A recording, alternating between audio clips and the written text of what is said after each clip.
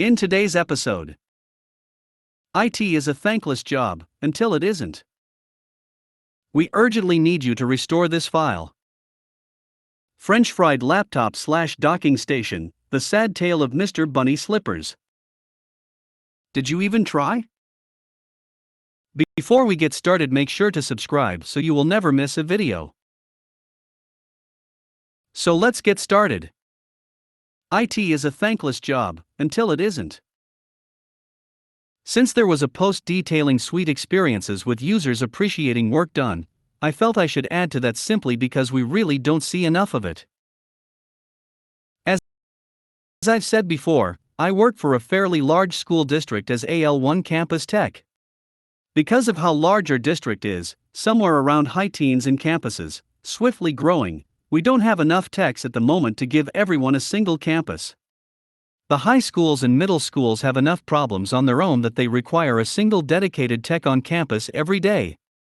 The elementary campuses do not have close to the numbers that the above do, so techs will get assigned multiple campuses to take care of through the week. I recently was given my third campus to oversee, which just so happened to be the week after spring break, which came after 2 weeks of delays due to weather and state testing. So when I say I was backed up on tickets due to being unable to work on them, I'm saying my open ticket numbers were almost starting to rival that of one of the middle schools. The week this story describes was my catch-up week. From the moment I walked in the door to about 2 hours past lunch, my feet were in constant motion from classroom to classroom. This campus in particular was extra unlucky as my day to visit them happened to be the days that we froze over and school was cancelled. So needless to say, they were really hurting for tech help, and I was really hurting to get my numbers down to a point that I no longer feel pain when seeing them. It was around 10 a.m. on this midweek day, and I had closed well over a dozen tickets by this time. Most of which were your standard issues. My projector doesn't turn on, or my student's Chromebook won't turn on, or even Susie Q dropped her Chromebook, and now the screen is coming off. I was in a daze and entirely functioning on autopilot. My attention was shot, smiles were faked, and conversations were very brief, because I was truly exhausted from all the work the week had brought me. This next ticket in my queue talked about a student having issue with a testing app, stating it was taking much longer than normal to load. No big deal, let me swing by and check it out. When I stop by, I find the kid and ask him to show me what was going on. I immediately learned this kid was very smart when it came to figuring things out simply because he power cycled the Chromebook using the key combo, refresh plus power, and I'm still teaching the teachers how to do that. He shows me the app and how it's not loading properly, so I take the Chromebook and head back to my office. The best thing about these Chromebooks is you can just hook it up to the network and power wash it to reset it. It's like 5 button presses and about a minute or 2 at most. Typically this solves 75% of the issues I come across, and I was hopeful that this was simply something that could be solved by it, so I reset it and tested the app again, since the machine is set to have the app installed based on the profile defined by the network. I boot the app up and, sure enough, near instant response. Well, cool. Job done, on to the next one. I bring the kid his Chromebook after, at most, 3 minutes, and they're shocked to see me so quickly. I explain what I did and ask the student to test if all is working, to which I got a happy confirmation. All is good, I leave to work on the next. You might be wondering where the happy part of this story comes. Well, here it is. On the way out for lunch, I'm on fumes at best. As I'm approaching the door, the teacher of that previous student passes me and goes, "Hey. My kids think you're a wizard." That student was convinced he wouldn't have his Chromebook back for a while, and I told him that you were really good at your job, and that you get things done really fast. Thank you so much for all your help. I belt out the most animated laugh I've had all week and tell her that I'm always happy to help. It's these small things in life that make it all worth it, really. I did end up getting my ticket numbers down after that week, but honestly, I wouldn't have gotten it done as quickly without that interaction. We urgently need you to restore this file. Another story reminded me of this experience. I think it was about 1996, and I had a side job as general IT support at a nearby local government office. Long time ago, I'll enhance the forgotten details. The main IT strategy whenever they needed a new computer for anyone was to go to the local computer store and buy whatever was discounted that day. About 120 or so computers, almost all different and standalone. And an AS400 with about 40 terminals connected. Each user had their own backup routine explained to them. Some did this, but most didn't. One day management decided they needed upgrading and a network with file server, etc. In comes a big IT company and installs 25 new computers for management and their support staff, including room of typists. I get the task to replace the backup tapes on the 2 days I am around. I noticed that the tape wasn't ejected automatically and has to be ejected manually. This worried me as all other backup tape drives I had seen prior would do this. I looked for logs on the server but found none. I even didn't see any jobs scheduled. I contact big IT company about this and their answer was, of course you can't see the jobs and logs as they run with special permission. I argued about me logging in with the domain administrator account, but they ignored me. One day I receive a call from the legal person requesting a restore of a document they created a few days ago, but was deleted accidentally by themselves just now. They of course always did their backup before being migrated to one of the new computers. They urgently need the restore as the document needs to be sent via registered mail today. It is 2 p.m. I contact big IT company as I had no information on how to perform restores. They walk me through opening the backup software and indicate me to select last night's backup. I reply that the screen is empty. They don't understand. I fill them in our earlier exchange from several months prior with their coworker and the special permission, etc.